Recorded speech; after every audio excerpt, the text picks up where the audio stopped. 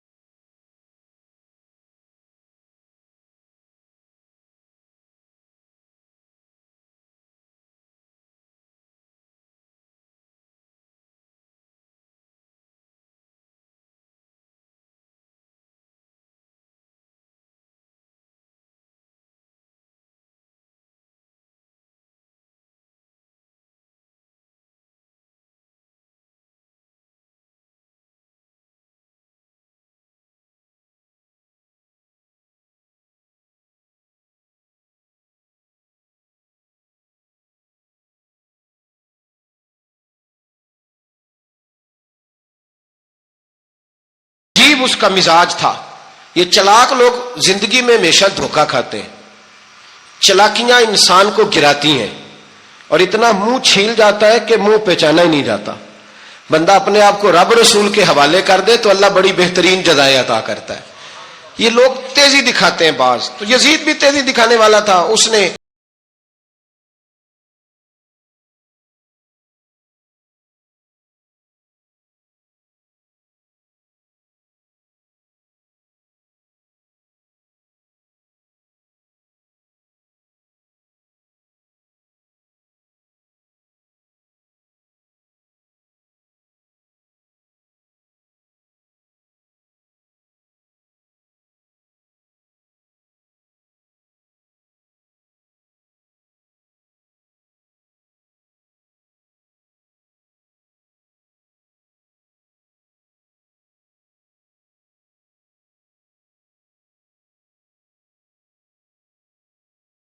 अल्लाह खैर करे जेड़ा नमाज पढ़ायो मौलवी तो जेड़ा टल पायो पीर, जेड़ा महीना ना नहाए छोटा पीर तो जेड़ा 6 महीने ना नहाए बड़ा पीर। कहते बाबा पहुंचे है, कड़े छड़े जो पहन लिए। भाई इमाम हुसैन तो नमाजें पढ़ाते थे, मौला अली तो नमाजें पढ़ाते थे, मस्जिद के खतीब थे। अब इसको तो मौलवी कह दिया जाता है बेचारे को। तो मलंग कौन होता है जी? कहते जेड़ा कपड़े घट पाए। क्या तमाशा है, कौम जिधर दिल करता है निकल जाती है।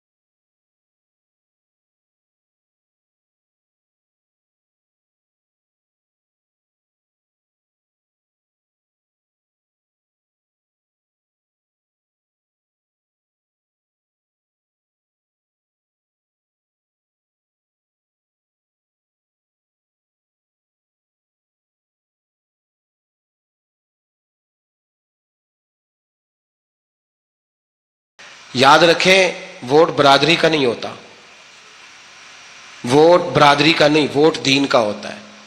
जो बंदा दीन के, मिल्लत के, मजहब के मेयार पे पूरा ना होते उसे हिकमत के तहत भी वोट देना जायज। हाँ हाँ, ये बात सच्ची है तो बहरहाल सच्ची है, ये याद रख ले। हमारे वोट से कोई एमएनए एमपी जितने जुल्म करेगा, वोट देने वाला उसके जुल्म में शरीक होगा, बिल्कुल 100%। ये लिख लें बात। हम बड़ी उस वक्त बड़ी जल्दी, पता नहीं हमें क्या मसला हो जाता है, इतना जद्दो, इतनी मुसीबत उन्हें नहीं बनी होती, नहीं यहां बनी होती है। खुदा का खौफ करें। इमाम अली मकाम वोट ही मांग रहा था ना यजीद, और फिर उसने बड़े बड़े लालच दिए। उसने कहा कि आप 5-4 सूबे हैं जिसकी गवर्नरी मर्जी रख लें, दौलत आपकी मर्जी की। तो फिर आज हमें भी लोग मशवरा देते हैं, कहते हैं मस्जिद में सियासत नहीं होनी चाहिए। मैंने कहा क्या करें, ये इमाम हुसैन हमें मजबूर कर गए, कोई ना कोई बात करनी पड़ ही जाती है। इमाम अली मकाम ने फरमाया छुप के वोट की बात, बैत की बात नहीं हो सकती। आपने जाके लोगों से मशवरा,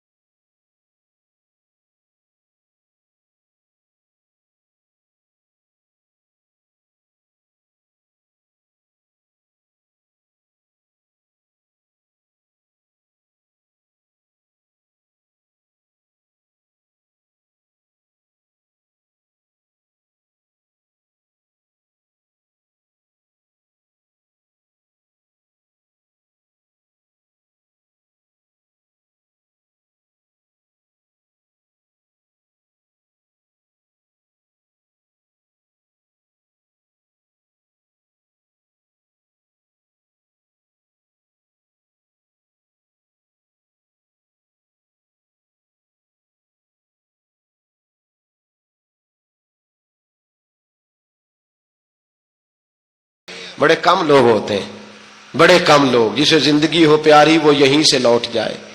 मेरे काफिले में शामिल कोई कम ज़रफ नहीं है। बड़े कम लोग होते हैं जो इरादों के, वादों के हमेशा साथ चलने के पक्के होते हैं, वरना बड़े लोगों को गर्मी